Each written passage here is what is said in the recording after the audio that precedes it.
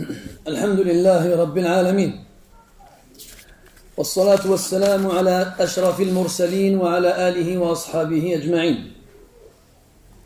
أما بعد، أيها الإخوة الكرام، نلتقي وإياكم في هذه الليلة المباركة، وليلتنا هذه هي الليلة 21 من شهر ذي القعدة لعام 41 و400 وألف للهجرة، الموافقة 11 من شهر يوليو لعام 20 والف. كعادتنا في ليلة الأحد ننشر المصحف بين أيدينا لنتلو كلام ربنا عز وجل ونتدارسه ونتدبره. وقد شرعنا في تفسير سورة يوسف عليه السلام قبل بضعة أسابيع حتى بلغنا قول الله عز وجل: تلك آيات الكتاب المبين. وكنا قد بدأنا مع الآية التي تليها، وهي قوله عز وجل: إنا أنزلناه قرآنا عربيا لعلكم تعقلون. Mes très chers frères, nous nous réunissons comme chaque samedi soir. Nous sommes dans la 21e nuit du mois de Dhul Qa'dah 1441, c'est-à-dire le 11 juillet 2020. Donc, comme chaque samedi, nous avons le privilège d'ouvrir ensemble le Coran afin de lire la parole d'Allah subhanahu wa ta'ala et d'étudier l'essence de ces versets et de méditer profondément à leur sujet. Nous avons commencé il y a quelques semaines de cela l'exégèse de Surat Yusuf alayhi salam, et nous sommes toujours au début de cette sourate-là. Nous avons traité la semaine dernière du verset où Allah Ta'ala dit Tilka ayatu al-kitab al-mubin. Puis on a commencé, les frères, mettez bien vos masques, barakallahu fikum. Puis on a commencé avec le début du second verset sans rentrer réellement dans le vif du sujet. Donc on reprend نستأنف حيث توقفنا مع قوله تبارك وتعالى إنا أنزلناه قرآنا عربيا لعلكم تعقلون. ولنا مع هذه الآية وقفات عدة مع كل كلمة منها، وسبق أن تحدثنا عن الكلمة الأولى وهي إن، وأخذنا منها درسين: درس في توكيد الكلام بإن، وأن الله تبارك وتعالى يتحدث عن نفسه مستعملا نون العظمة. Donc dans le second verset de cette surah, Allah Azza wa Jalla il dit Inna anzalnahu Qur'anan Arabiyyan la'allakum ta'qilun. Il y a 6 mots, en vrai il y en a plus, mais on va dire il y en a 6 dans ce verset. Et on va avoir un arrêt avec chacun de ces mots. Déjà la semaine dernière on avait parlé de Inna. On avait dit 2 choses par rapport à Inna. La première, c'est cette particule, cet article qui sert à appuyer, à confirmer le sens. In, qu'on appelle en grammaire inna wa akhawatuha. C'est un harf tawkid. Wa nasb wa nasr. En grammaire, cette particule-là elle a 3 fonctions. Le tawkid, c'est appuyer le sens. Et on appuie le sens lorsqu'on a face à soi quelqu'un qui n'accepte pas l'affirmation du premier coup. On a parlé de ça la semaine dernière, vous vous souvenez, Inch'Allah. Puis c'est un harf nasib, donc il donne, plutôt c'est un nasir, il va enlever au mubtada sa fonction, et c'est un nasib, il va lui donner le nasb. Puis on a le pronom qu'on appelle en arabe na al-fa'ilin. Si vous voulez, c'est la première personne du pluriel. Et dans ce cas-là, le pluriel, il commence à partir de 2 jusqu'à l'infini. Pourquoi je dis dans ce cas-là? Parce qu'on a des pronoms en arabe qui indiquent ce qu'on appelle le duel. Donc il y a le singulier, ana, anta, anti, huwa, hiya. Puis on a le duel, deux personnes, masculin et féminin. Huma, masculin, féminin. Antuma, masculin, féminin. Puis on a le pluriel. Antum, antun, hum et hun. Et quand je dis que le pluriel de la première personne du pluriel est particulier, parce que son pluriel il commence à partir de deux. C'est-à-dire qu'il n'y a pas un pluriel pour la première personne du pluriel, pour deux personnes et un autre pour trois et plus. Il y en a un pour le pluriel de façon absolue. Et le pluriel donc il s'emploie lorsqu'on est plusieurs. Et dans le Coran, Allah Ta'ala, il parle de lui-même en employant la première personne du pluriel. Et donc là on avait dit que soit on se sert de ce pronom parce qu'on est plusieurs, ou soit c'est pour indiquer la majestuosité. Nounul Adama. Nounul Adama, le nous de la royauté. Et Allah Azza wa Jal, quand vous remarquez dans le Coran que lorsqu'il parle de lui avec ce pronom-là, c'est pour exprimer quelque chose de grandiose. Et dans les contextes généralement liés à la ibadah, à l'adoration, il utilisera le singulier. Innani ana Allahu la ilaha illa ana fa'budni wa aqimis salata li dhikri. Quand il parle de l'adoration, il emploie la première personne du singulier. Quand il parle des créatures immenses, grandioses, ou des actions immenses et grandioses que seul lui accomplit, il emploie le nous de la royauté pour montrer la grandeur de cette action-là. Inna anzalnahu yustafadu min wujudi hadha al-fi'li anna al-Qur'ana jaa min al-'ulu وهذه أو هذا من الأدلة التي تدل على علو الله تبارك وتعالى وعلو الله عز وجل ثلاثة أقسام علو الذات وعلو الصفات وعلو القهر وإن أدخل بعضهم القهر في علو الصفات وإنما الفرق بين الأمرين في الاصطلاح وكما قيل لا مشاحة في الاصطلاح. على كل حال الله تبارك وتعالى مستو على عرشه فوق خلقه. إذا كان العرش سقف المخلوقات والله عز وجل مستو عليه كما أخبر بذلك في 7 مواضع من كتابه دل على أن الله عز وجل فوق الخلق. وهذا ثابت في القرآن بعدة أوجه بكون الله عز وجل يخبر عن نفسه أنه مستو على عرشه وأن النبي صلى الله عليه وسلم أخبر أن العرش سقف المخلوقات والسقف لا يكون إلا في العلو وأخبر الله عز وجل أن الأشياء تنزل من عنده أو تصعد إليه. قال الله عز وجل إليه يصعد الكلم الطيب وقال عز وجل تعرج الملائكة والروح إليه إلى غير ذلك من الأدلة الكثيرة الدالة على علو الله سبحانه وتعالى. والهاء في قوله إنا أنزلناه عائد إلى القرآن وقيل أنه عائد إلى خبر يوسف وإن كان هذا القول صحيحا في الجملة فالأول أصح. Le second mot du verset أنزلناه, nous l'avons fait descendre. Le verbe à la base c'est nazala qui veut dire descendre. Et le verbe en arabe a plusieurs catégories et parmi les catégories du verbe en arabe on a le transitif et l'intransitif qu'on appelle en arabe al-lazim ou al-muta'addi. Lorsque le verbe n'a pas besoin de complément, il est lazim. تقول نزل الرجل ويكون الكلام تاما.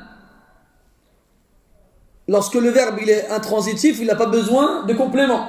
C'est le cas de la base du verbe, nazala. Tu vas dire, l'homme est descendu. Pas besoin de complément. La phrase, elle est complète. Puis on a rajouté au verbe nazala une lettre. Al-hamza. Cette hamza, on l'appelle hamzatu at-ta'diya. C'est une hamza qui a pour but de transformer le verbe intransitif en transitif. Donc, nazala ar-rajul, anzala ar-rajula. Le faire descendre. D'accord? Donc il y a celui qui descend et celui qui a été descendu, celui qu'on a fait descendre. Et quand Allah tabaraka wa ta'ala, il parle de lui-même en employant des verbes comme ceci, faire descendre, eh bien ça indique qu'il est au-dessus. Parce que s'il n'était pas au-dessus, quel sens aurait faire descendre à ce moment-là? Et le fait qu'Allah Ta'ala soit au-dessus est un fait avéré dans le Coran, dans de nombreux versets et de nombreuses façons. Et quand on parle au-dessus, c'est général. Comme quand Allah dit subhanahu wa ta'ala, A'amintum man fis sama.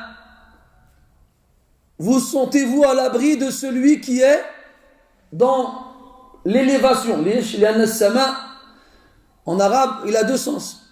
Soit ça fait référence au ciel, soit ça fait référence à ce qui est au-dessus. ومنه قوله تعالى والسحاب المسخر بين السماء والأرض. Les nuages asservis entre le ciel et la terre. C'est-à-dire entre l'élévation et le sol. Al-Muhim, أأمنتم من في السماء. Vous sentez-vous à l'abri de celui qui est soit dans l'élévation en haut ou bien au-dessus du ciel. Pourquoi au-dessus? Parce que fi se comprendra en arabe soit dans le sens de dans, soit dans le sens de au-dessus. ومنه قوله تعالى وَلَوْصَلِّبَنَّكُمْ فِي جُذُوعِ النَّخْلِ. Et je vais vous accrocher à l'écorce du palmier. Et pourtant il a dit fi. Est-ce que quelqu'un comprend ici qu'il a ouvert le palmier en deux, il l'a rentré à l'intérieur, puis il l'a refermé? Là.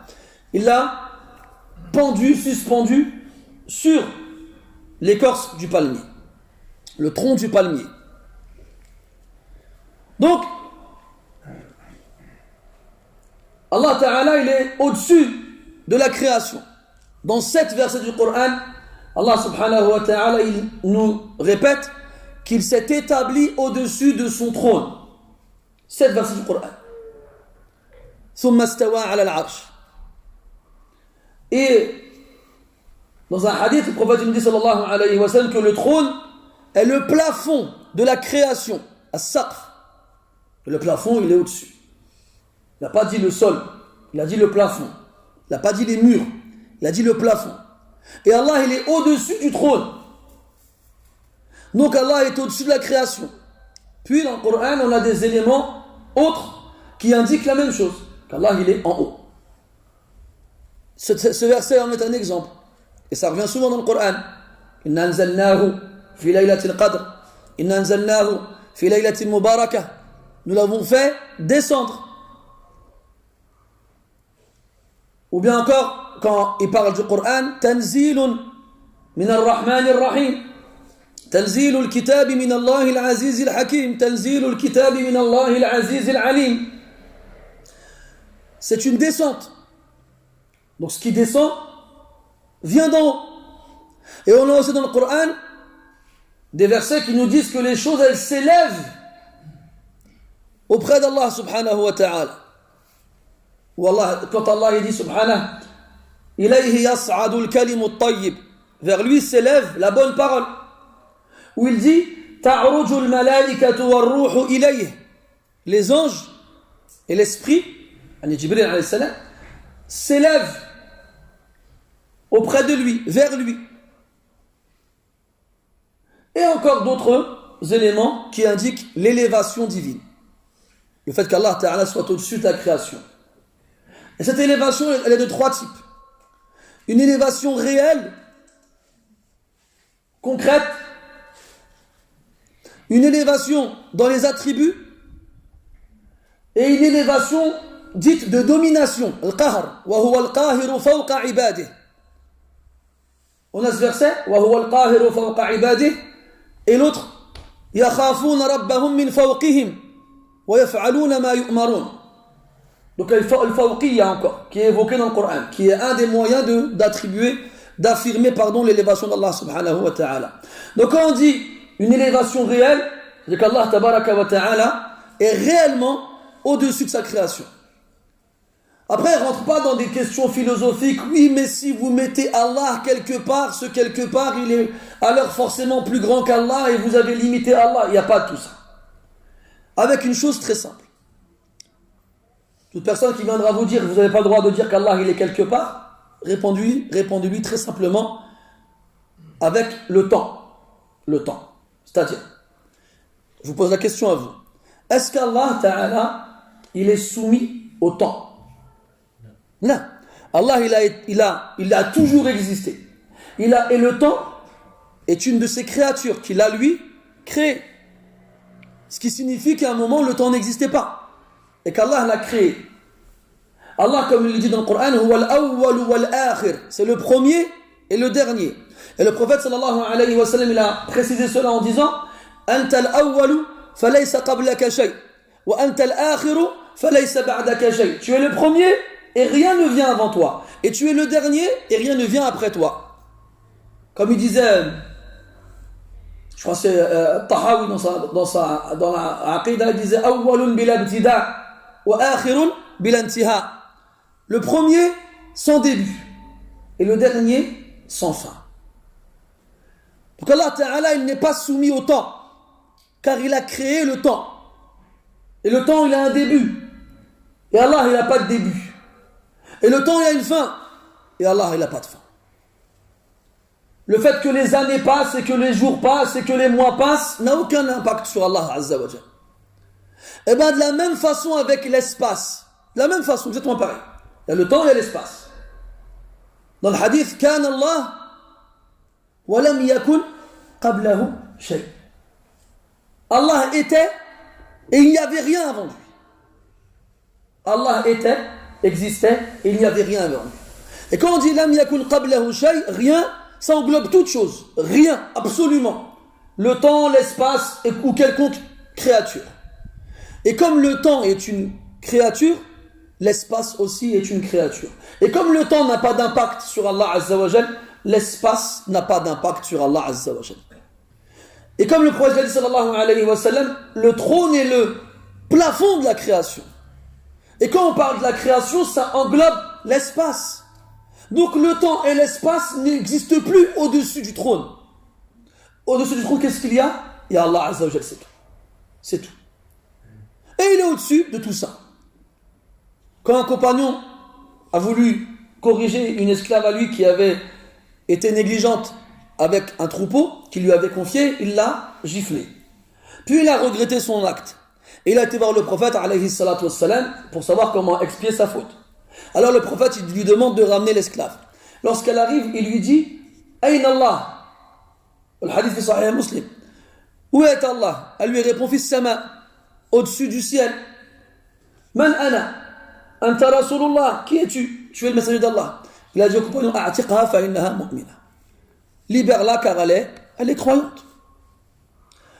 Vous savez, dans les premières générations des musulmans, ce fait-là a été établi et ne posait de problème à personne. À personne. Même toi, en toi-même, quand tu invoques Allah Azza wa Jal, tu sens en toi instinctivement un besoin de lever les yeux vers le ciel. Instinctivement. Jamais tu vas voir quelqu'un quand il fait dua, il va regarder à gauche ou à droite ou par terre ou entre ses jambes. Non. Tout le monde, quand il fait dua, il lève.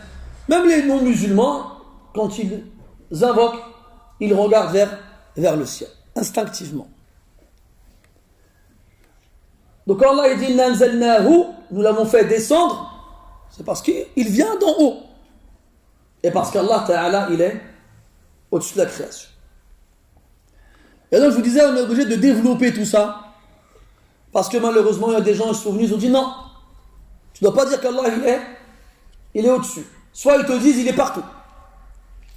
Ou bien ils te disent il est nulle part. Mais il n'est pas au-dessus.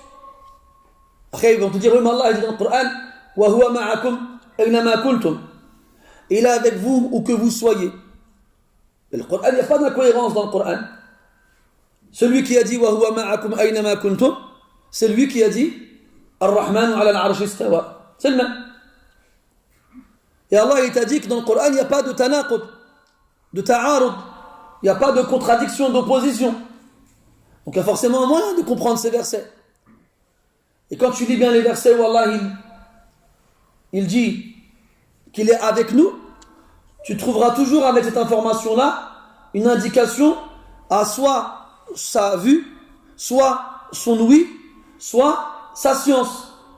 Comme quand il dit à Moussa et à Haroun, Innani ma'akuma asma'u wa ara. J'entends et je vois. Ou bien dans Al-Hadid, wa huwa ma'akum aynama kuntum wallahu bima ta'maluna basir. Il voit ce que vous faites. Ou bien encore dans Al-Mujadala, quand Allah Ta'ala dit alam tara anna Allah ya'lamu ma fi as-samawati wa ma fi al-ard ma yakunu min najwa thalathatin illa huwa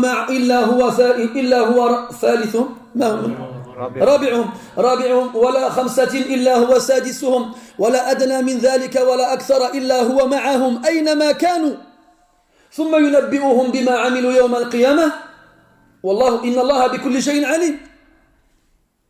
La science. Donc toujours, il y a toujours un élément qui indique que cette proximité, cette compagnie, c'est une compagnie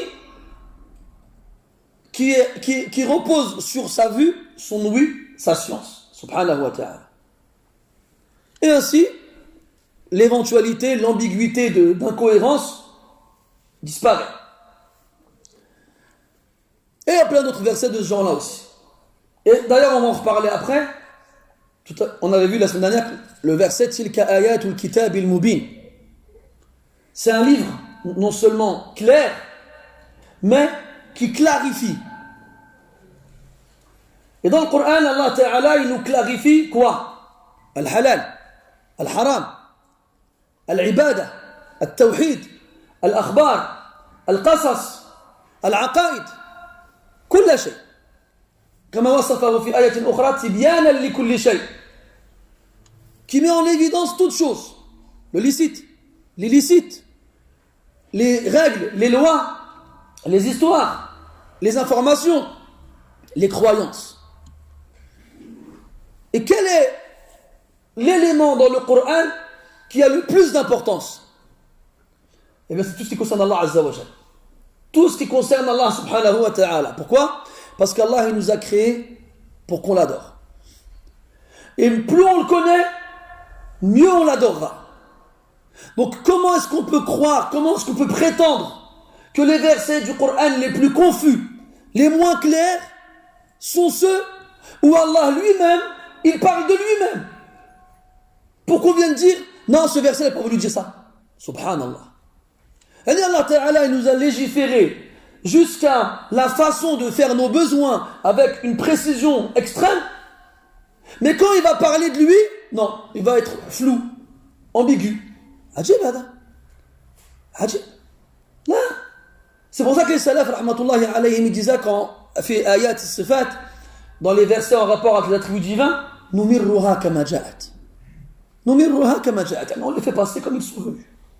On ne va pas rentrer dans la philosophie, non, mais en vrai, Allah, il n'est pas comme ci, ou bien il est comme ça. Ya subhanallah. Antum a'lamu amillah.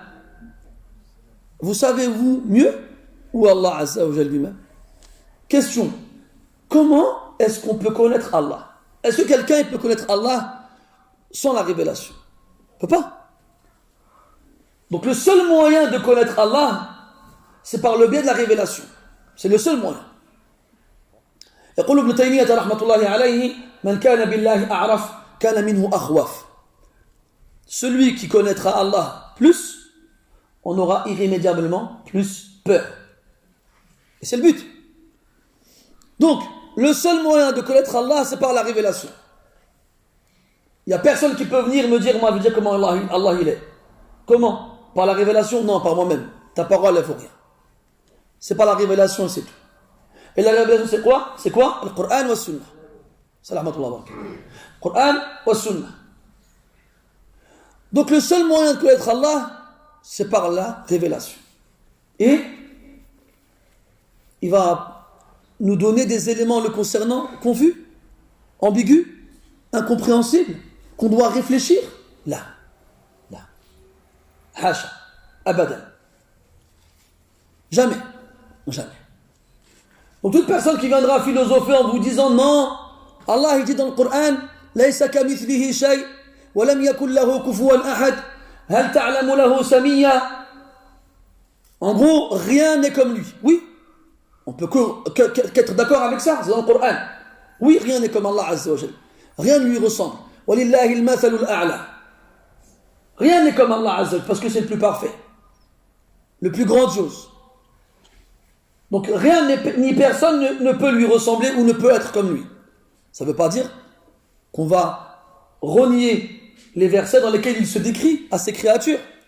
On va juste dire que ces informations qui le concernent sied à sa perfection et ne ressemblent en rien à celles des créatures. Mathalan, Allah il dit Azza wa Jal, Yasma'u wa yara. Il entend et il voit. Et il dit, ou bien notre verset, Inna Allah kana sami'an basira. Allah il est il entend tout et il voit tout. Ou bien il voit et il entend. Sami'an basira. Et dans notre verset, Allah Ta'ala dit هل أتى على الإنسان حين من الدهر لم يكن شيئا مذكورا إنا خلقنا الإنسان من نطفة أمشاج نبتليه فجعلناه سميعا بصيرا. Donc Allah il a parlé de lui en disant Sami'an basira, et il a parlé de l'être humain en disant Sami'an basira. Alors ils ont dit quoi? Attends, Allah il dit Walam yakul lahu kufuwan ahad. Il n'y a personne qui est comme Allah Azza wa Jal. Et il a dit que l'être humain il était Sami' basir, donc Allah il n'est pas Sami' basir. Mais Allah il a dit qu'il était Sami' basir. Ouais, mais ça ne veut pas dire ça. Ça veut dire quoi alors? Ça veut dire autre chose. Quoi? Attends, on va t'expliquer. Donc en gros, pour connaître Allah, je dois revenir vers toi en fait. Je laisse le Coran de côté et c'est toi qui vas m'expliquer comment Allah il est. Alors qu'il nous a dit lui comment il était. Et là tu vas me dire mais comment on fait pour réunir les textes alors? Comment on peut affirmer qu'Allah il ne ressemble pas à ses créatures et en même temps dire qu'Allah il entend et il voit et il dit que nous aussi on entend et on voit? Parce que la façon dont Allah Ta'ala entend et voit ne ressemble pas à celle dont nous entendons et nous voyons. C'est maintenant tout de suite là. Vous vous mettez tous à parler en même temps. Tous. Que ce soit de la façon la moins audible possible. Je ne vous entendrai pas. Ou en hurlant. Je ne comprendrai rien. Pourtant j'entends. Allah Azza wa Jal, il entend tout, quel que soit le degré de décibels, sans aucune confusion. Si toutes les créatures parlaient en même temps, ils n'auraient aucun mal à discerner leurs paroles. Aucun. S'ils chuchotaient tous en même temps, ils n'auraient aucun mal à entendre ce qu'ils disent. Comme Allah dit subhanahu wa ta'ala, لَقَدْ سَمِعَ اللَّهُ قَوْلَ الَّتِي تُجَادِلُكَ فِي زَوْجِهَا وَتَشْتَكِي إِلَى اللَّهِ. Assurément, certes, Allah a bien entendu la parole de celle qui s'est plaint auprès de toi, de son mari, et qui s'est plaint à Allah. Aïcha radiyallahu anha dit subhanalladhi wasi'a sam'uhu al-aswat. Que soit sanctifié celui dont l'ouïe embrasse toute chose, tout son. Innani la fil hujra wa innahu la yakhfa alayya ba'du hadithiha. Cette femme-là, Khawla radiyallahu anha, quand elle est venue se plaindre au prophète de son époux, Aïcha elle est présente. Elle parlait tellement doucement Khawla, que Aïcha présente avec eux dans la pièce, elle n'arrivait pas à entendre tout. Et Allah Azza wa Jal min fawqi sab'i samawat, au-dessus de 7 cieux, il a très bien entendu ce qu'elle disait. La yakhfa alayhi shay. Rien ne lui est caché. Et pareil pour la vue, pareil. Quand Yunus alayhi salam s'est fait avaler par la baleine, et que la baleine est partie se poser au fond de l'océan, la nuit, كان في ظلمات ثلاث فنادى في الظلمات. Il était dans 3 ténèbres. ظلمة بطن الحوت وظلمة البحر وظلمة الليل. Les ténèbres du ventre de la baleine, les ténèbres de l'océan et les ténèbres de la nuit. Et Allah Ta'ala, il l'a vu. Et Younous, il l'a appelé du fin fond de l'océan, du fin fond du ventre de la baleine. Et Allah, il a entendu. وَذَنُّونِ إِذْ ذَهَبَ مُغَاضِبًا فَظَنَّ أَن لَّن نَّقْدِرَ عَلَيْهِ فَنَادَى فِي الظُّلُمَاتِ أَن لَّا إِلَٰهَ إِلَّا أَنتَ سُبْحَانَكَ إِنِّي كُنتُ مِنَ الظَّالِمِينَ فَاسْتَجَبْنَا لَهُ وَنَجَّيْنَاهُ مِنَ الْغَمِّ وَكَذَلِكَ نُنْجِي الْمُؤْمِنِينَ. Zannun, celui qui a le poisson, la baleine, lorsqu'il est parti en colère, il était alors sûr que nous n'allions pas rendre sa situation plus étroite encore. Alors il s'écria dans les ténèbres, La ilaha illa anta subhanaka inni kuntu min al-zalimin. Allah non seulement il l'a entendu, mais il lui a répondu. Fastajabna lah. Allah il entend, il voit, mais bien entendu d'une façon qui lui est propre et qui sied et qui correspond à sa grandeur et à sa perfection. Sam'an wa basaran yaliqani bijalalihi wa 'azamatihi subhanahu wa ta'ala. Sam'an wa basaran la yushbihani sam'a wa basara al-makhluqat. وهكذا تكون قد جمعت بين الآيات والأحاديث. Une ouïe, excuse-moi, si tu restes comme ça, là, je ne vais pas te voir. Une ouïe et une vue qui sied à sa grandeur et à sa perfection, qui ne ressemblent pas à l'ouïe et à la vue des créatures. Ya subhanallah, les créatures entre elles, بين أسماعهم وأبصارهم تفاوت وخلاف عظيم. Les créatures elles-mêmes, entre elles, ont une différence énorme dans leur façon de voir et d'entendre les choses. On a tous déjà entendu dans des reportages animaliers des aigles qui peuvent voir à des kilomètres. À des kilomètres. Toi, tu commences à avoir 40 ans et encore des fois moins, ça y est, tu commences à voir flou de loin. Tu vas chez l'ophtalmo, ça y est, des lunettes. T'as déjà vu tous des oiseaux avec des lunettes? Non. Ils ont des vues parfaites. Il y a des animaux qui voient la nuit. T'as déjà remarqué les pupilles des chats? À quel point elles deviennent fines et à quel point elles se dilatent. Il y a des animaux qui voient parfaitement la nuit. Aussi bien la nuit que le jour. Sans avoir besoin de la moindre source de lumière. Pareil pour les sons. On a trouvé des animaux marins. Non, je ne sais plus comment il s'appelle, il a un nom bizarre. Le benga, là, le c'est ça, le beluga, avec le gros nez comme ça. Barakallah, fait que le beluga, j'étais pas loin. Benga, c'était pas une boisson qu'on buvait quand t'étais petit, le manga. Le beluga, il a un radar, dans le nez il a un radar. Toi tu filmes avec ton GPS dans ton téléphone, ça fait des siècles, il a un GPS incorporé lui. Pas besoin de le charger. Il va pas dire, je me suis trompé, fais demi-tour. Non, il capte les ondes. Ils ont des radars. Et il y a un cheikh qui a dit une parole extraordinaire quand les gens ils se vantent de leur science. Et qu'avec cette science-là, ils renient, ils remettent en cause l'existence d'Allah Azza wa Jal. Comme quand Allah dit subhanahu wa ta'ala, Farihu bima indahum min al-ilm. Farihu, falamma ja'atum rusuluhum bil bayyinati, farihu bima indahum min al-ilm.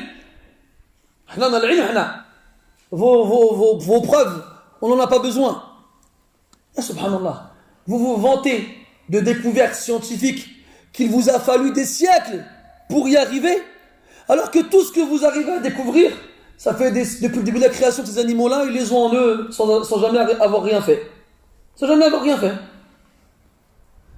Donc, pour revenir à ce qu'on disait, faites attention. Wallah, mes frères, on vit une époque très difficile, très particulière. Cette époque dont le prophète nous a parlé, sallallahu alayhi wa sallam.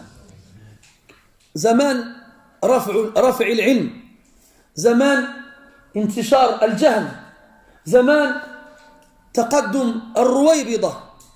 Une époque dans laquelle la science va être levée, une époque dans laquelle l'ignorance va être répandue, une époque dans laquelle les gens qui ne connaissent rien à la science prendront la parole et seront au devant de la scène. Et n'oubliez pas qu'avant que l'antéchrist ne sorte, Ad-Dajjal, on aura une trentaine avant lui. Des imposteurs. Parce que Dajjal en arabe, ça veut dire imposteur. Ad-Dajjal, wa huwa al-kadhib. L'imposteur. Il y en aura 30 qui sortiront avant lui. Et après la mort du prophète sallallahu alayhi wa sallam, il y en a 3 ou 4 qui ont prétendu la prophétie. Et il y a des gens qui les ont suivis. Il y en avait même qui avaient cru au prophète de son vivant. À sa mort, ils ont apostasié et sont partis croire à ces faux prophètes. Il y en a eu quelques-uns dans l'histoire. Ça se répète. Et après le 30e, le grand il sortira. Le vrai antéchrist. Et dites-vous que malgré tous les signes que le prophète nous a donnés pour le reconnaître, eh bien, énormément de gens le suivront et croiront en lui. Le prophète dit, sallallahu alayhi wa sallam, je vais vous le décrire d'une façon, jamais personne avant moi l'a décrit de cette façon. Et avec tout ça, il y a des gens qui vont tomber dans son piège. Pourquoi? Il faut showi al-jahl. À cause de l'ignorance qui se répandra, les gens n'auront plus de science. Donc faites très attention. روى الإمام مسلم في صحيحه أن النبي صلى الله عليه وسلم قال فيما معناه أنه سيأتي في آخر الزمان رجال يكلمونكم ويحدثونكم بما لم تسمعوه أنتم ولا آباؤكم فاحذروهم فإياكم وإياهم. Dans un hadith authentique, le prophète dit sallallahu alayhi wa sallam qu'il viendra à la fin des temps des gens qui vous parleront, ils vous diront des choses que jamais vous avez entendu avant, ni vous ni vos ancêtres. Jamais. Faites attention à eux. Que vous preniez garde et que eux aussi ils prennent garde. Inna anzalnahu, le ha à la fin du verbe, c'est ce qu'on appelle en arabe un damir muttasil.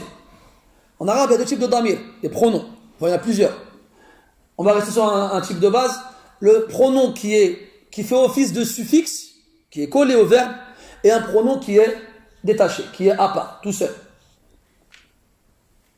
Donc ici, il est attaché, un damir muttasil. Ha, nous l'avons fait descendre. À quoi est-ce que revient ce pronom-là? Donc la majorité des mufassirin disent qu'il revient au Coran. Inna anzalnahu ay al-kitab. Ça revient à ce qui vient avant. والغالب أن الضمير دائما يعود إلى أقرب مذكور. هذه هي القاعدة. La règle, c'est que quand tu as un pronom dans la phrase, c'est qu'il revient à l'élément évoqué en dernier, avant lui. Donc quand on revient avant, Allah dit tilka ayatul kitabil mubin inna anzalnahu. Donc le ha il revient au kitab, au livre, au Coran. Certains ont dit que ça fait référence au khabar de Youssouf. Mais jusqu'à présent, on n'a pas encore parlé de Youssouf alayhi salam. D'ailleurs, sûrement parmi vous, il y en a qui se disent il est sympa, il nous parle de surat Youssouf. Jusqu'à présent, on n'a pas encore parlé de Youssouf. Esvir. Patiente, ça viendra, Inch'Allah. Quand on en parlera bien, Inch'Allah. B'idhnillah, on va essayer de dire tout ce qu'on trouve sur lui. Pour que vous connaissiez Youssouf comme vous connaissez vos propres enfants, Inch'Allah. Et pour ceux qui n'ont pas d'enfants, pour vos propres oiseaux, vos chats. Donc certains ont dit que le ha revient au khabar, l'histoire de Youssouf alayhi salam, même si c'est possible, parce que oui effectivement l'histoire de Youssouf a aussi été révélée et donc a été descendue, mais c'est pas ça qui est visé ici. والعلم عند الله. إن أنزلناه قرآنا مصدر قرأ يقرأ قراءة وقرآنا وأصل هذه الكلمة من قرأ وقرأ بمعنى جمع وقرآنا بمعنى مجموعا منظما وهو منصوب على الحال وقيل على النعت والأول أقرب وأصح أي إنا أنزلناه حالة كونه قرآنا أي مجموعا منظما ومما يفيد الاجتماع وهو مكون أو مشتق من هذه الأحرف القرية والقرى لأنها يجتمع فيها الناس والقراءة والقرآن جمع لكلمات كتبت فقرأت قرآنا. Donc là on va traduire, là ce serait intéressant de regarder la traduction, je ne l'ai pas regardé, les traductions qu'on peut trouver sur le marché. D'ailleurs on va parler de la traduction du Coran dans des langues étrangères, mais pas tout de suite après. Coran, c'est un mot arabe qu'on utilise nous pour désigner la parole d'Allah Azza wa Jal. Mais c'est un mot arabe qui existait avant que le Coran ne soit révélé. Et le Coran, c'est al-masdar, donc le nom d'action du verbe qara'a, qui veut dire lire. Mais le verbe qara'a a été formé sur une base précédente, qui est qara, qui veut dire regrouper, réunir. Et dans le même sens, on a le mot qarya, qui veut dire une cité, une ville, un village, un endroit où les gens se regroupent. Et le Coran, ou bien Coran en arabe, ça veut dire, en français on va traduire par lecture, une lecture, dans le sens où c'est le regroupement de mots écrits qui vont être lus.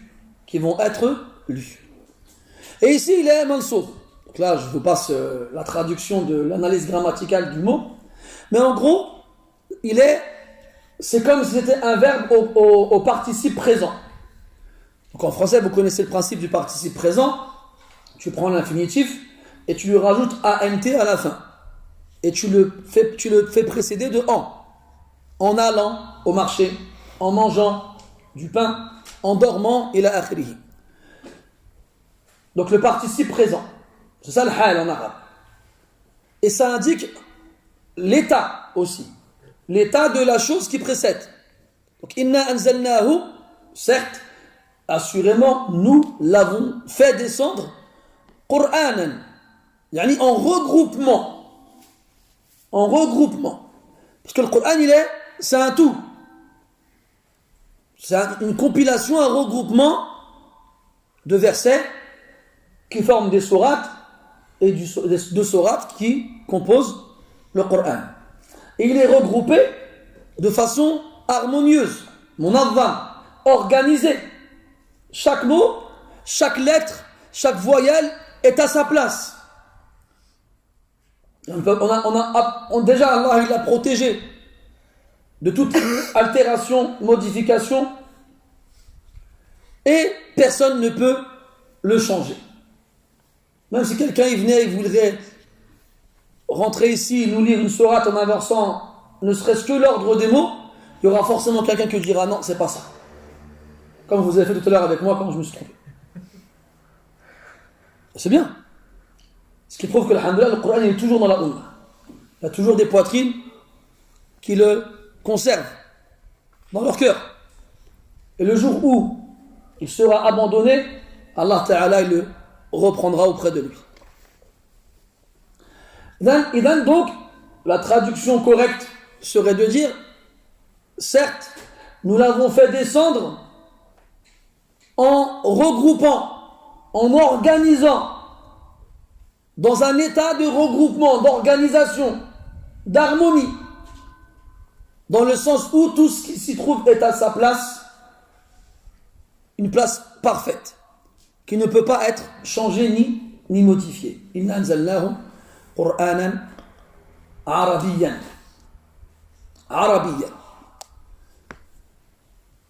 أي بلسان العرب. وقد قال الله عز وجل في سورة الشعراء بلسان عربي مبين. ولسان العرب أو اللسان العربي هو أشرف اللسان أو أشرف اللغات وأوسع اللغات وأبين اللغات. واختار الله عز وجل أن ينزل القرآن بأشرف اللغات على أشرف الرسل بواسطة أشرف الملائكة في أشرف أشهر السنة وفي أشهر ليالي السنة وفي أشرف البقاع. والله تبارك وتعالى اختار وقضى في سابق علمه جل وعلا أن يوحي هذا القرآن باللسان العربي إلى هذا النبي العربي الذي أرسله إلى الناس كافة. وهذا يدل على أن اللسان العربي ليس للعرب فقط بل هو لجميع المسلمين. لما أرسل الله عز وجل رسوله عليه الصلاة والسلام إلى الناس كافة عربيهم وعجميهم دل على أن هذا اللسان للمسلمين كافة. Puis Allah dit arabiyan, arabe. Donc cette lecture, ce regroupement, cette organisation de mots, de phrases, de versets, de chapitres, cette parole qui est celle d'Allah Azza wa Jal, il l'a fait descendre en étant arabe, en arabe, dans la langue arabe. Et la langue arabe est la langue la plus noble. Et c'est la langue la plus claire. Et c'est la langue la plus large, la plus riche. Et Allah Azza wa Jal, il a choisi de révéler le dernier message à l'ensemble de l'humanité, qu'il soit arabe ou non, sur tout le temps qu'il reste à la terre d'exister en arabe. Et Allah Azza wa Jal, il a fait descendre ce Coran dans la plus noble des langues, sur le plus noble des messagers, par l'intermédiaire du plus noble des anges, dans le plus noble des mois et dans la plus noble des nuits, et dans la plus noble des parcelles de cette terre.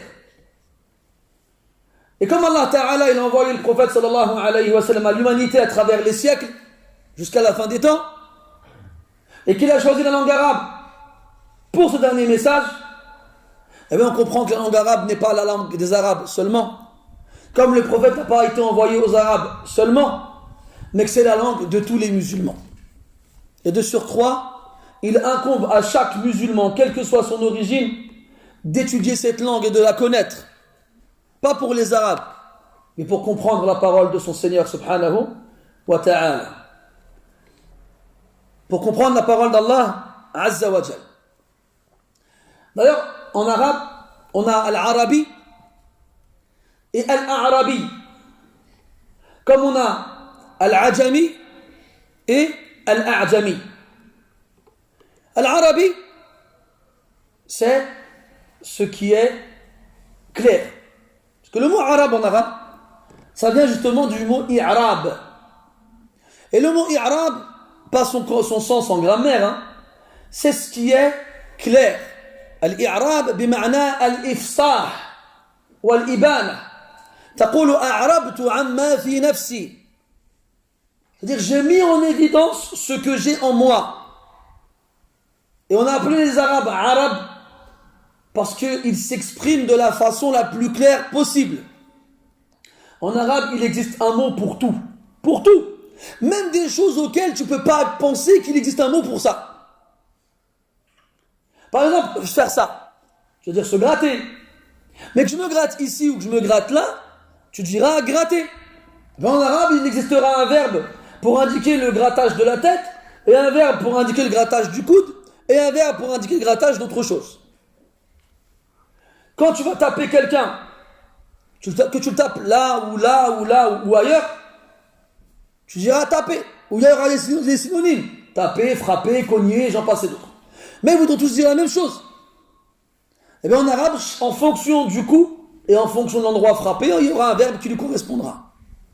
Il existe un mot pour tout en arabe. D'ailleurs, dernièrement, il y a des statistiques qui ont été faites, qui ont comptabilisé le nombre de mots dans les langues les plus parlées sur Terre. Eh bien, dites-vous qu'en français, approximativement, il y a à peu près 200 000 mots. En anglais, approximativement, il y en a 400 000. En arabe, approximativement, il y en a 12 millions. Et encore, quand je dis approximativement, parce que très certainement, on n'a pas pris en compte dans ce recensement les mots qui sont plus utilisés parce qu'ils ont été délaissés par les Arabes d'aujourd'hui. Donc, la langue arabe est la langue des musulmans. Elle n'est pas la langue des Arabes seulement. Non, c'est l'Arabi et l'Arabi. L'Arabi, c'est celui qui est éloquent. Celui qui est éloquent, même s'il n'est pas arabe. Même s'il n'est pas arabe. Et l'Arabi, c'est le bédouin. Celui, quand il parle, il est arabe, même s'il n'est pas éloquent. Puis on a l'Ajami ou l'A'jami. Chez les Arabes, tout ce qui n'est pas arabe, on l'appelle Ajami. Pourquoi? Parce que c'est confus. C'est pas clair. D'ailleurs, les animaux, ils appellent l'Ajmawat ou l'Ujma. C'est le fait de ne pas parler. Pour les Arabes, tout ce qui n'est pas arabe est comparable au silence. Ou bien est comparable au charabia. Quelque chose qui n'est pas clair. Pourtant, c'est des gens qui pouvaient connaître les langues étrangères. Comme Zayd ibn Thabit, radiyallahu anhu, il a appris l'hébreu. Ou plutôt je l'ai oublié. Une variante de l'hébreu. Al-Muhim, on avait donc des Arabes qui connaissaient d'autres langues. Donc quand ils disaient que les autres langues, pour eux, n'étaient pas claires, c'était pas une prétention sans science. C'était en connaissance de cause. Donc l'Ajami, c'est ce qui n'est pas arabe. Et l'Ajami, c'est ce qui n'est pas clair. Même s'il est arabe. Et Allah, il en parle dans le Coran. Il dit subhanahu wa ta'ala, وَلَوْ جَعَلْنَاهُ قُرْآنًا أَعْجَمِيًّا لَقَالُوا لَوْلَا فُصِّلَتْ آيَاتُهُ. Et si on en avait fait un Coran a'jami, yani confus, incompréhensible, ils auraient dit لَوْلَا فُصِّلَتْ آيَاتُهُ. Pourquoi ces versets n'ont pas été détaillés? أَعْجَمِيٌّ وَعَرَبِيٌّ. Comment pourrait-il être confus et arabe en même temps? C'est pas possible. S'il est arabe, c'est qu'il est clair. S'il est arabe, c'est qu'il est clair. Et dans notre verset, Allah Ta'ala dit وَلَوْ نَزَّلْنَاهُ عَلَى بَعْضِ الْأَعْجَمِينَ فَقَرَأَهُ عَلَيْهِمْ مَا كَانُوا بِهِ مُؤْمِنِينَ. Si nous l'avions fait descendre sur certains A'jami, donc des gens qui ne parlent pas clairement, et qu'il leur aurait lu, ils n'y auraient pas cru, parce qu'ils ne l'auraient pas compris. Parce qu'ils ne l'auraient pas compris. Et donc, le choix d'Allah subhanahu wa ta'ala de la langue arabe pour son dernier message à l'humanité relève de son immense sagesse. وهو القائل سبحانه وما أرسلنا من رسول إلا بلسان قومه ليبين لهم. Et nous n'avons pas envoyé de messager si ce n'est avec la langue de son peuple ليبين لهم, pour qu'il leur mette en évidence ce qui a été révélé. Et si Allah il a choisi la langue arabe, c'est parce que c'est la langue la plus claire, et pas seulement pour les Arabes, mais pour tout le monde. Et là, je vous invite à consulter des gens qui ne sont pas arabes et qui ont appris l'arabe. Et qui vous diront eux-mêmes que la langue arabe elle est plus claire que leur propre langue. Et qu'ils ont trouvé dans la langue arabe des moyens de s'exprimer qui n'existent pas dans leur propre langue natale. Et qu'ils peuvent s'exprimer dans cette langue qui n'est pas la leur mieux que dans leur propre langue maternelle. Et ça, pour le comprendre, pour le savoir, allez les voir et vous le verrez. Moi, j'ai déjà eu l'occasion de parler avec des gens qui ne sont pas d'origine arabe, soit des Européens, des Français, des Américains, des Anglais, ou bien des musulmans qui ne sont pas d'origine arabe, et qui parlaient l'arabe extrêmement bien, et qui me disaient eux-mêmes préférer parler en arabe dans leur langue natale. Tellement ils y trouvent dans cette langue-là des choses qu'ils ne trouvent pas dans leur propre langue. Al-Muhim, si Allah il a choisi la langue arabe, c'est pas pour rien. Et là, ça revient à ce que je vous disais tout à l'heure. Allah, il nous révèle le Coran, qui est le dernier livre, le dernier message d'Allah à l'humanité. Il n'y a plus de prophète, c'est fini. Plus de révélation, c'est fini. ما كان محمد أبا أحد من رجالكم ولكن رسول الله وخاتم النبيين أو خاتم النبيين. Le sceau des prophètes, celui qui scelle la prophétie. Il n'y a plus de prophète après lui, c'est fini. Plus de révélation. Avant le Coran, il y a eu d'autres livres. Tawrat, Zabour, Suhuf, Al-Injil. Et d'autres livres que nous ne connaissons pas.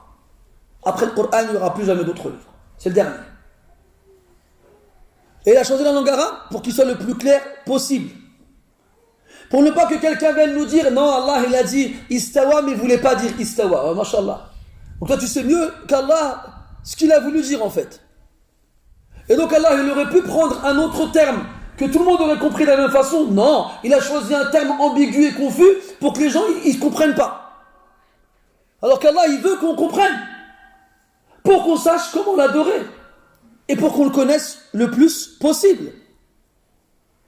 Et là, tu comprends à quel point il y en a, ils sont venus, ils ont dit quoi? Non, c'est pas istawa, c'est istawla. Et istawla, ça veut dire envahir, conquérir. Comme il a dit Al-Akhtal. لقد استوى بشر على العراق من غير حرب ولا دم مهراق. C'est un dalil ça. Comme il disait Ibn Taymiyyah rahimahullah dans sa Lamiyya, تبا لمن نبذ القرآن وراءه وإذا استدل بقول قال يقول الأخطل أو شيء من هذا القبيل. يعني الأخطل c'était un poète qui a vécu un siècle après la mort du prophète sallallahu alayhi wa sallam, qui était chrétien. Il a dit un poème dans lequel il faisait les éloges d'un gouverneur qui s'appelait Bishr. Il a dit لقد استوى بشر على العراق, يعني que Bishr avait conquis, envahi l'Irak, min ghayri harbin wala damin muhraqi, sans faire la guerre ni faire couler le sang. Alors ils sont partis, ils ont laissé toutes les preuves accablantes et claires, comme quoi istawa veut dire être au-dessus, et jamais aucun arabe n'a employé ce verbe-là dans le sens d'envahir ou de conquérir. Mais Al-Akhtal il a dit que ça voulait dire conquérir. Donc istawa ala al-arsh, il a conquis le trône. Waouh, c'est parti loin. Mais quand tu conquis quelque chose à la base, il ne t'appartient pas. Tu ne vas pas conquérir quelque chose qui t'appartient déjà. Tu ne vas pas rentrer chez toi, ouvrir la porte, tu dis hey, cette télé elle est à moi maintenant, mais elle était à toi avant aussi. C'est stupide. Et tu vois à quel point, en voulant détourner le sens, le sens de son mot, ils veulent soi-disant purifier Allah d'une comparaison avec ses créatures, alors qu'ils ne font qu'attribuer à ces mots des sens qu'il n'a pas voulu. Et c'est grave. Et la langue arabe, elle est claire. Le verbe istawa, il a 3 sens. Et les 3 sens, on les trouve dans le Coran. Et comme on parlait tout à l'heure de ta'addi, de transition, le verbe istawa, soit il sera lazim, intransitif, ou soit il sera transitif. Et s'il est transitif, ça dépend le terme avec lequel il fera transition. Il y a istawa لازم كقوله تعالى فلما بلغ أشده واستوى آتيناه حكما وعلما بمعنى اكتمل. Istawa, quand il n'y a pas besoin de verbe, ça veut dire il est complet, il est parfait. Puis il y a istawa ila, ومنه قوله تعالى ثم استوى إلى السماء وهي دخان أي قصد. Puis istawa avec ila, vers, qui veut dire se diriger, aller vers. Et enfin, il y a istawa ala, qui veut dire être au-dessus. ومنه قوله تعالى لتستووا على ظهورها ثم تذكروا نعمة ربكم إذا استويتم عليه. Quand Allah Ta'ala parle de nos montures, ces animaux qu'on utilise comme moyen de locomotion, et qu'on monte, on se positionne dessus, au-dessus. On est au-dessus. Et voici l'essence du verbe istawa. Et jamais personne n'a dit que istawa, ça veut dire conquérir. Personne. Donc ne viens pas détourner le sens du mot en lui attribuant des sens qui n'existent même pas. Et là tu vois l'importance, surtout dans les époques confuses dans lesquelles les gens trompent, certains imposteurs trompent les gens en voulant leur faire croire des choses qu'Allah n'a pas voulu dire dans son livre ou que le prophète n'avait pas dit dans sa tradition alayhi salatu wassalam. Ce qui veut dire qu'aujourd'hui, plus qu'avant, connaître l'arabe et l'apprendre et la comprendre est un devoir obligatoire pour chaque musulman et musulmane. كان عمر رضي الله عنه يقول تعلموا العربية فإنها من دينكم. Apprenez la langue arabe car elle fait partie de votre religion. Ibn Taymiyyah rahmatullahi alayhi, il y a un livre qui s'appelle Iqtida as-sirat al-mustaqim fi mukhalafati ashab al-jahim. Et dedans il parle longuement de la mas'ala هل يجوز اسمع مزيان هل يجوز لمن يحسن الكلام بالعربية أن يتكلم بغيرها. وذهب كثير من أهل العلم إلى عدم جواز ذلك وهذا يعني أن الإنسان القادر على أن يتكلم بالعربية كلما عدل إلى غيرها مع قدرته بالتكلم بها آثم. Ibn Taymiyyah, il a un livre, rahmatullahi alayhi, un livre extraordinaire, un livre qu'on devrait lire normalement nous, en particulier plus que les autres. Pourquoi? Parce qu'il traite notamment de la relation du musulman avec le non-musulman, qu'il soit dans un pays musulman, dans un pays non-musulman. Je comprends pas pourquoi des livres comme ça, on les lit pas. Ou bien au moins on les traduit pas. Mais on traduit tout et n'importe quoi, mais les livres importants, on n'y pense pas. Dans ce livre-là, il y a un chapitre qui parle justement du jugement de parler l'arabe. Quel est son jugement? Est-ce que c'est obligatoire? Est-ce que c'est recommandé? Est-ce que c'est toléré? Eh bien, dans ce livre-là, il évoque la vie et la divergence des savants et il dit que toute personne qui sait parler l'arabe et qui peut parler l'arabe doit parler l'arabe. Et que s'il ne parle pas l'arabe, alors qu'il peut le parler, qu'il n'y a aucune raison pour lui de parler autre chose, eh bien, à chaque fois qu'il parlera autre chose que l'arabe, il aura un péché. C'est chaud quand même. Je vous rassure, entre guillemets, c'est pas un consensus, mais c'est un avis qui a son poids et son importance. Regardez, ça fait 20 ans approximativement qu'on est là, qu'on fait des discours en français pour les francophones et tout ça. Et qu'est-ce qu'on a? Déjà à l'époque, je me rappelle quand on me demandait de faire des discours en français, je leur disais si on parle en français aux gens, ils n'apprendront pas l'arabe. Pourquoi ils apprendront l'arabe alors qu'ils ont une facilité? On leur parle dans leur langue. Eh bien, c'est ce qui s'est passé.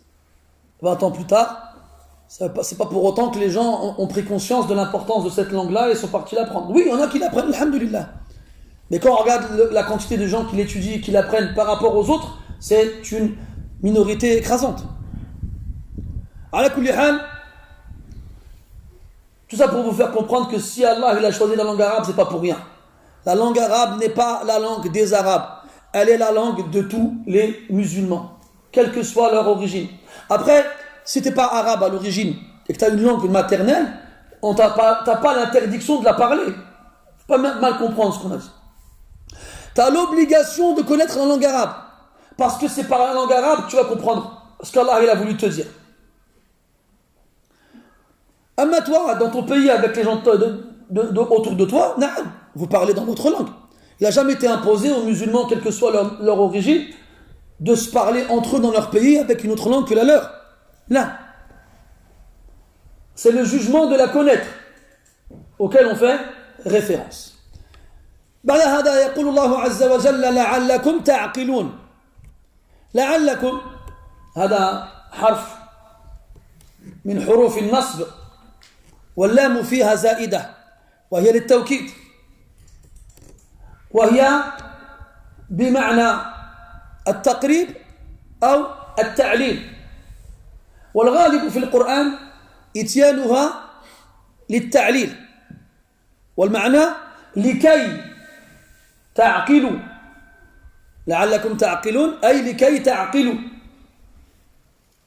أي الله تبارك وتعالى أنزل هذا القرآن مجموعا منظما عربيا لكي تعقلوه أي تفهموه وتحفظوه.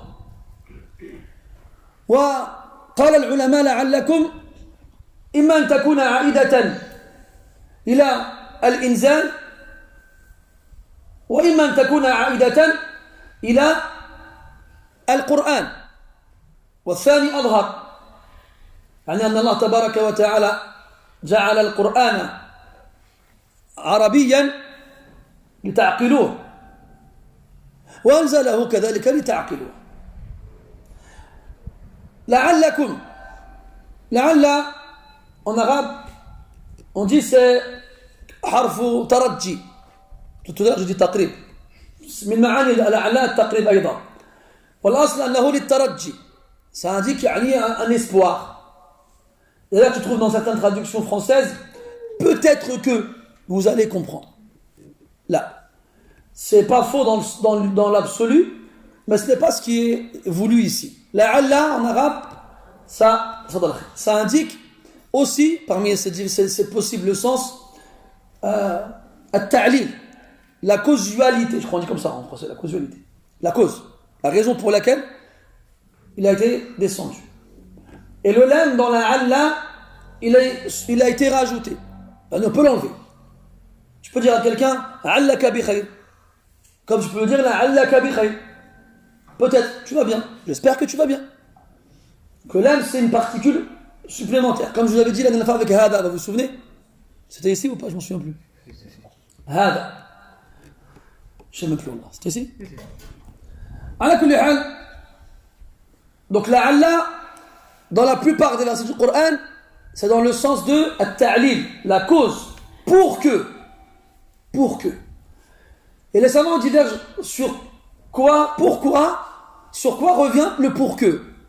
Est-ce qu'il revient au inzal, inna anzalnahu, nous l'avons fait descendre pour que vous le compreniez, ou il revient au Qur'an al-Arabiyyan, cette lecture arabe, ce regroupement, cette organisation en langue arabe. Et l'avis qui paraît le plus juste, Allah Ta'ala, c'est mieux, c'est le deuxième. C'est qu'Allah Ta'ala l'a fait descendre en arabe pour que. Donc il l'a fait descendre en arabe pour que ta'qiloun. Ta'qiloun.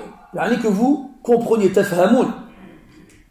قال قتادة رحمه الله لا قال مقاتل بن سليمان رحمه الله تعالى لو كان القرآن غير عربي لما فهموه ولما عقلوه. Muqatil rahmatullahi alayhi, il a dit, si le Coran n'avait pas été révélé en arabe, il ne l'aurait pas compris. Et il ne l'aurait pas retenu. Et ça revient à ce que je vous disais tout à l'heure avec l'autre verset.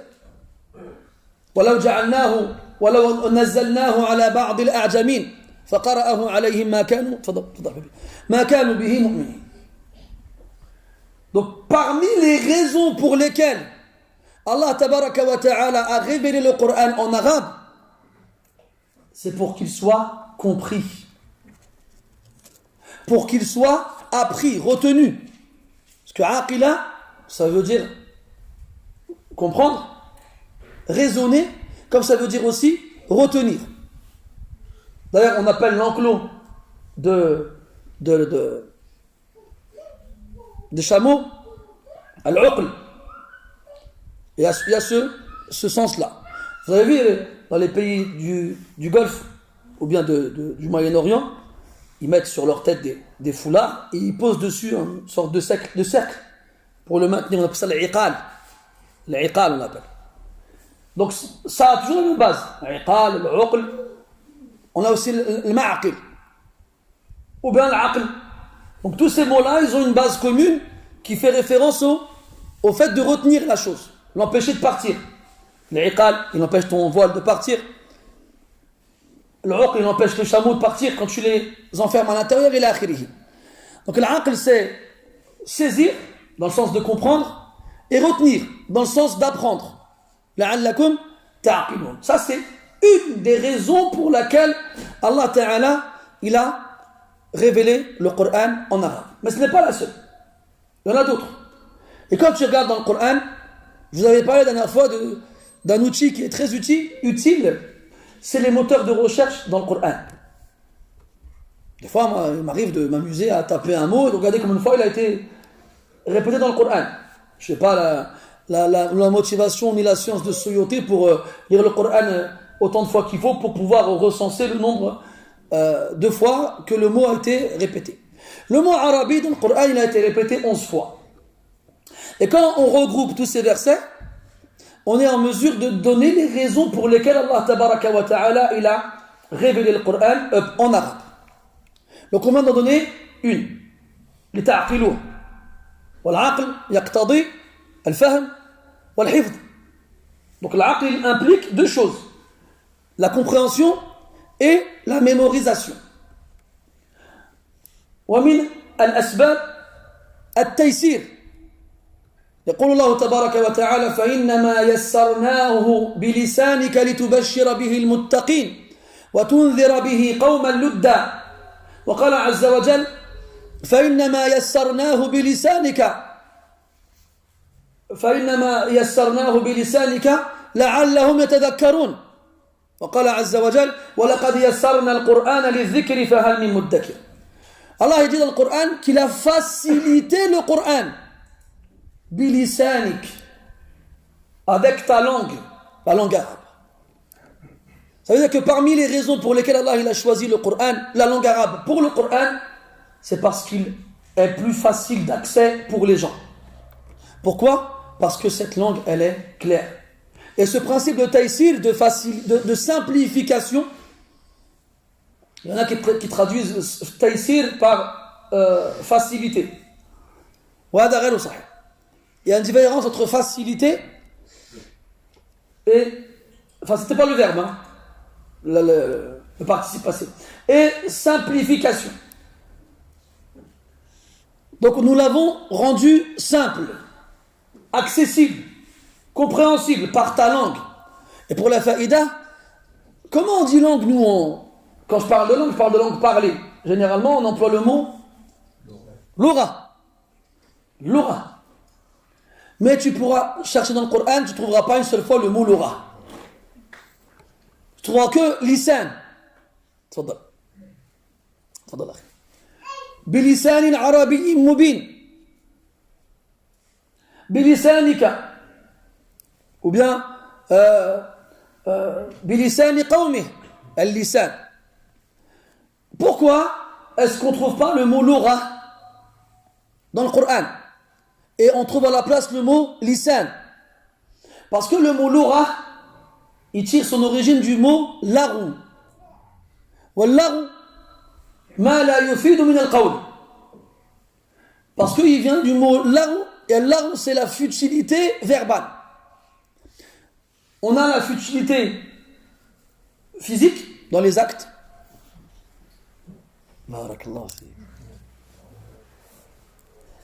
Et on a la futilité dans les paroles. Dans les actes, on l'appelle Allahu. Et dans les paroles, on l'appelle Allahu.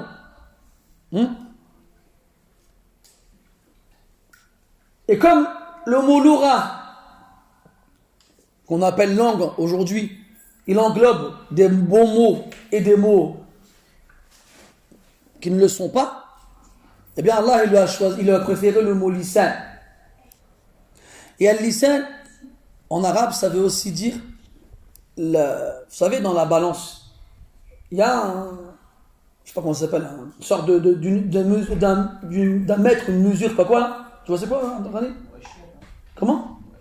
Oui, mais en français. Ah, l'aiguille. Voilà, on va appeler ça comme ça. Donc c'est l'aiguille qui permet de mesurer le poids. Mais pas les balances électroniques qui te donnent le poids dans ton téléphone. Non, pas celle-là.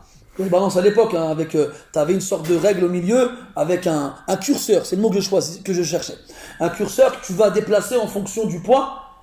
Ça, on l'appelle en arabe lisan ou le mizan. Lisan, al-mizan. Zahabi, il a écrit un livre qui s'appelle comme ça, lisan ou le mizan.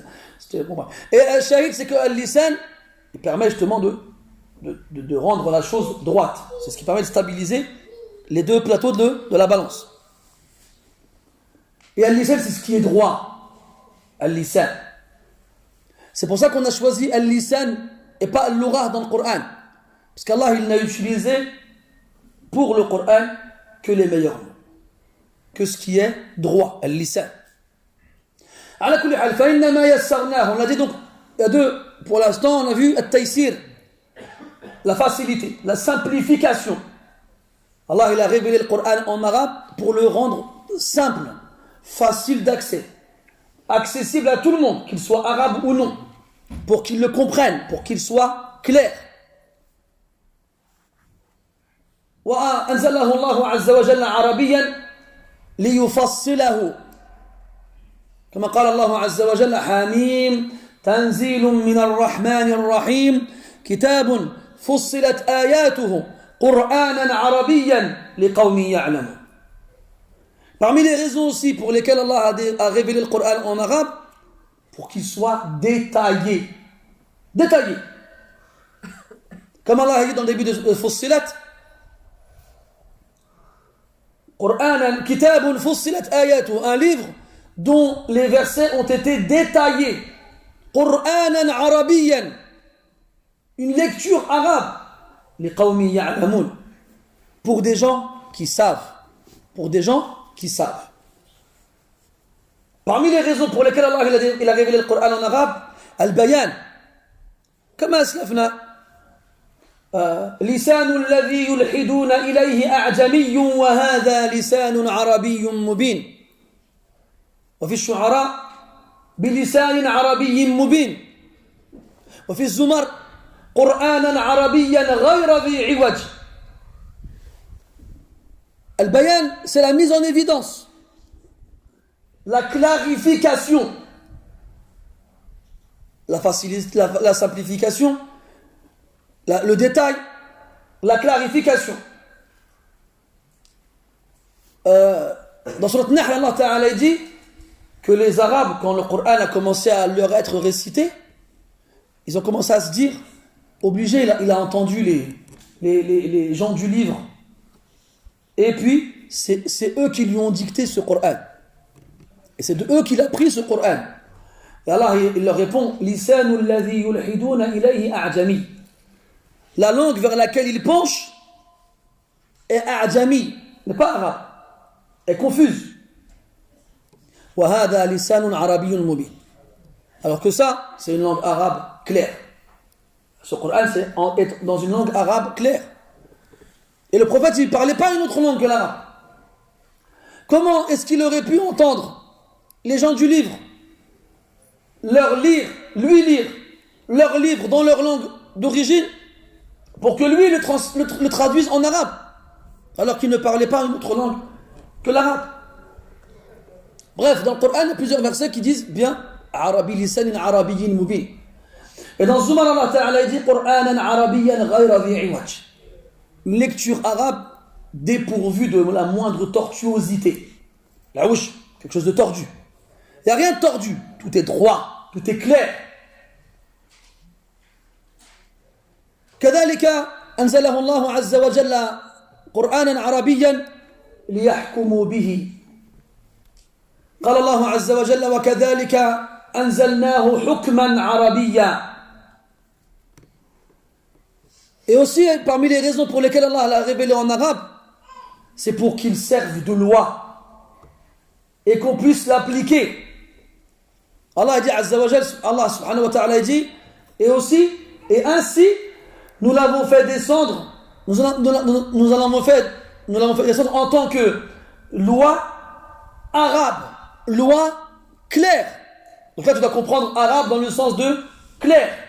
Une loi claire qui te dit tout faire. Quoi faire dans n'importe quelle circonstance.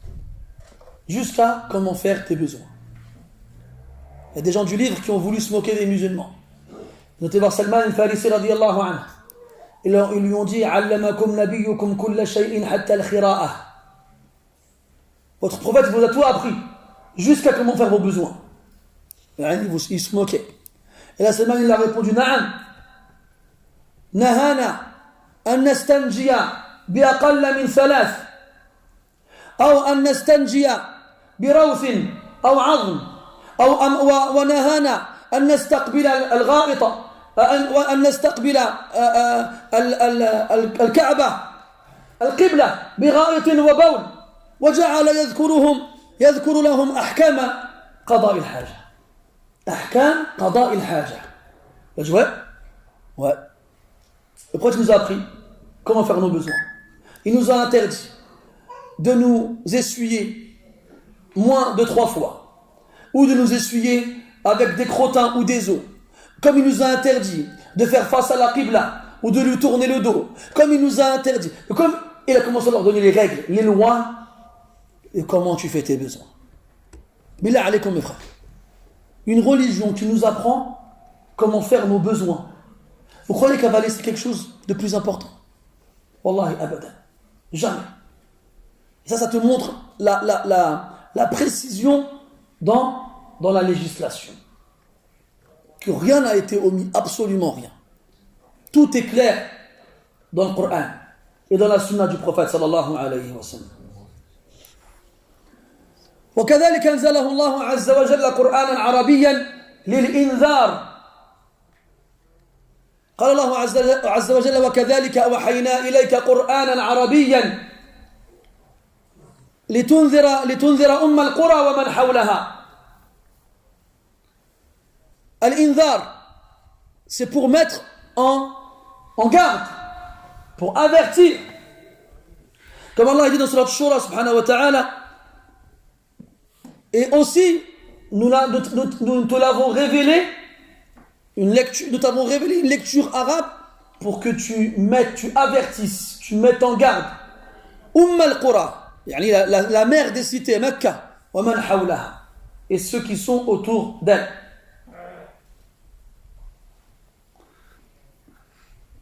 وكذلك أنزله الله عز وجل قرآنا عربيا لنتقيه.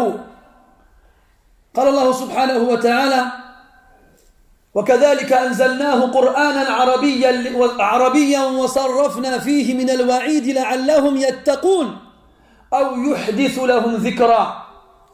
Et aussi, Allah Ta'ala il l'a révélé en arabe pour qu'il fasse naître en nous la piété, la crainte. Allah subhanahu wa ta'ala dit, et aussi nous l'avons fait descendre en tant que lecture arabe, et nous y avons détaillé les menaces afin qu'ils craignent, afin qu'ils fassent preuve de piété, ou qu'ils fassent naître chez eux un rappel. وأنزله الله تعالى قرآنا عربيا ليعقلوه كما مر معنا في هذه الآية لعلكم تعقلون. وكذلك في أول سورة الزخرف تفضل أخي لما قال الله عز وجل إنا جعلناه قرآنا عربيا لعلكم تعقلون, pour que vous le compreniez, comme on vient de le voir ici dans Surat Yusuf et dans un verset qui lui ressemble dans Surat Zukhruf où Allah Ta'ala dit وكذلك جعلناه قرآنا عربيا لعلكم تعقلون. Et pour d'autres raisons encore qu'on trouve dans le Coran et dans la sunna du prophète alayhi salatu wassalam. Donc voilà pourquoi Allah il a révélé le Coran en arabe. Et voilà pourquoi la langue arabe est la langue des musulmans, de tous les musulmans.